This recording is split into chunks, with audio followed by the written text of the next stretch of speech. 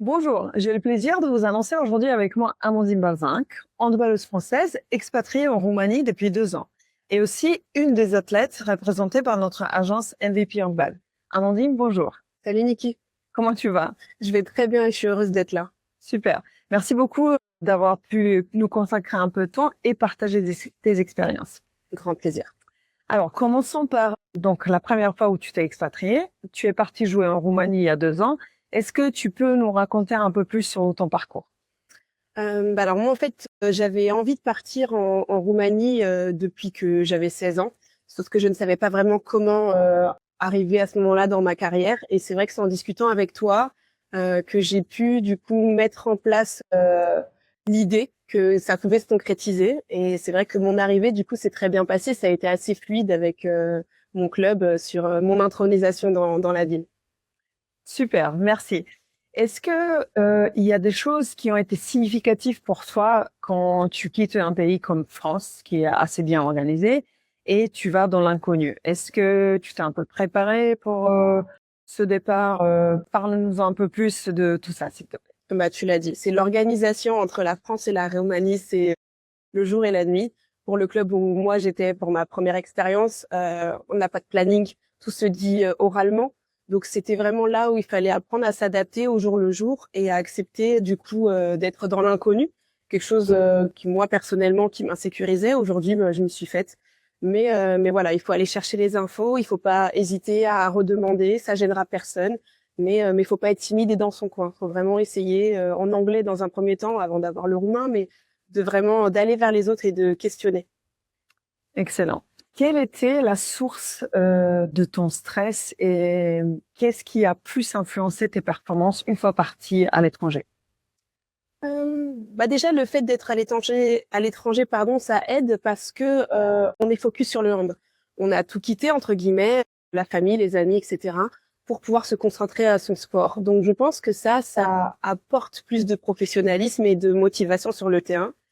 Après, c'est sûr que dans un premier temps, la barrière de la langue a été un frein, dans le sens où les consignes pendant les entraînements étaient données en roumain, et au bout de 2 mois, on comprend pas tout.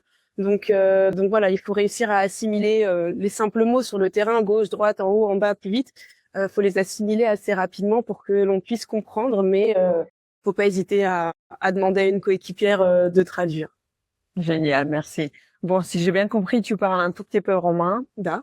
Voilà, tu estimes que c'est important aussi de s'assimiler à la culture. Totalement. Je pense que c'est une question de respect aussi, tout simplement. Moi, c'est vrai que j'ai eu ma première interview. Ça faisait 3 mois, donc je l'ai dit dès le début de l'interview. Je suis désolée, je parle pas encore roumain, mais c'était 3, 4 mots. Dire merci, bonjour, enfin voilà. Essayer le plus possible parce que ça fait plaisir en fait, tout simplement. Tout à fait, tout à fait. Merci beaucoup. Qu'est-ce que toi, tu pourras conseiller en tant qu'une sportive professionnelle, expatriée donc depuis 2 ans? Qu'est-ce que tu pourras conseiller aux handballeuses et handballeurs français si jamais ils décident de tenter l'aventure? L'expérience. Bah, je leur dirais de pas hésiter. Dans un premier temps, moi, c'est vrai que la plus grande barrière que j'avais, c'était de me dire que je suis pas une joueuse internationale. Voilà, la dernière sélection que j'ai eue, je devais avoir 15 ans, donc ça compte pas. Et je pensais réellement que un départ pour l'étranger était forcément connoté à un statut international. Et en fait, pas du tout. C'est vrai que le championnat roumain, on sait que c'est un des meilleurs championnats, et je pensais ne pas pouvoir y avoir accès. Bah, contre toute attente, j'y ai ma place et je peux même y avoir le niveau. Donc, ce qu'il faut, c'est s'ouvrir les portes, faire appel aux bonnes personnes aussi qui connaissent déjà ce championnat-là, par exemple, et travailler son anglais. Voilà, on n'est pas obligé d'être fluent, mais de réellement aller chercher à améliorer son vocabulaire pour pouvoir comprendre le quotidien là-bas et ne pas hésiter. D'accord. Merci pour ces messages plutôt positifs. Du coup, j'imagine que tu te vois continuer ta carrière à l'étranger, peut-être pas en Roumanie, peut-être dans un autre pays, mais tu te vois dans un avenir proche rester expatrié ou t'aimerais bien retourner en France? Je pense que quand on ouvre la porte de l'étranger, on n'a pas forcément envie de rentrer, surtout quand ça se passe bien. Moi, je pense que c'est vraiment très enrichissant pour ma vie future et même pour mon présent, aller découvrir de nouvelles cultures, une nouvelle vision aussi du handball. Moi, c'est quelque chose qui m'attrait beaucoup. Et je trouve que l'enrichissement se fait vraiment au-delà du terrain.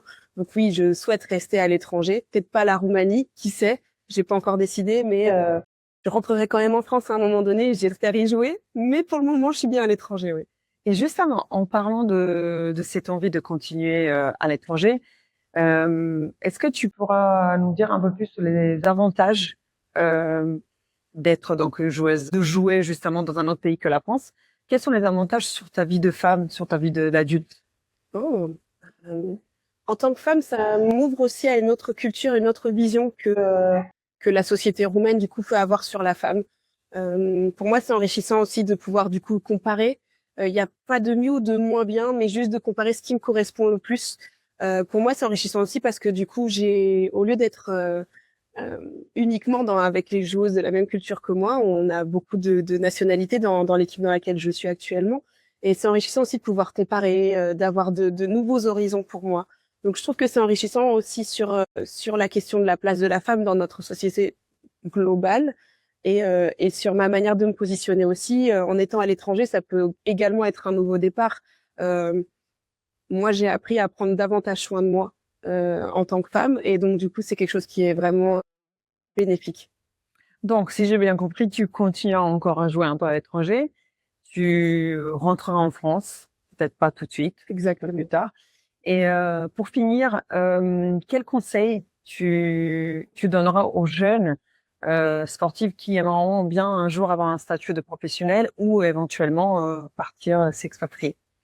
Eh bien, qu'il faut pas attendre le statut. Je pense que être professionnel, ça démarre bien avant d'avoir le contrat.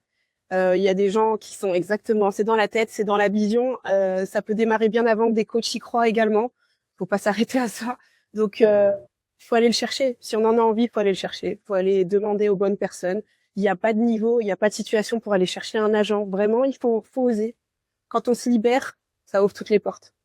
Tout à fait. Très bien. Merci beaucoup, Amandine, et je te souhaite un très bon fin de saison et que tes objectifs sportifs se réalisent. Merci.